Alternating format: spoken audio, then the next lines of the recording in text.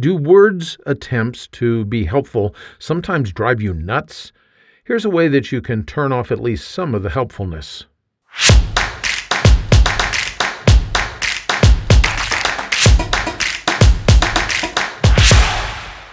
I don't know if you've noticed this or not, but when you select text in a document, Word tries to be helpful and displays what I call a context toolbar. The idea is that you can have access to formatting and other tools close to where you selected your text. This context toolbar is sometimes helpful, but at other times it can be a real bother. For instance, if I have text in a text box or in a shape, when I select some of that text, well, then it's possible for that context toolbar to obscure what I've selected.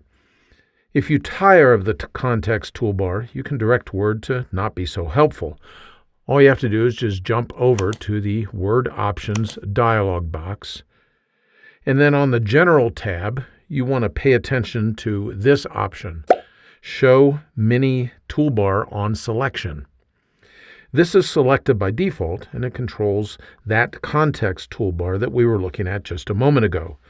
To turn it off, just clear the checkbox, and then go ahead and click on OK. Now the text box won't appear when you select text.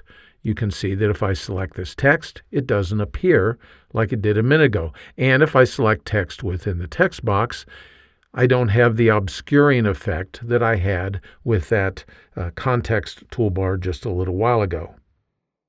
I hope that you found this quick tip helpful. If you did, you might consider signing up for my Word Tips newsletter. Every weekly issue is free, and it includes great tips that you can put to work right away. Information is in the notes just below this video. Thanks for spending a few minutes with me today.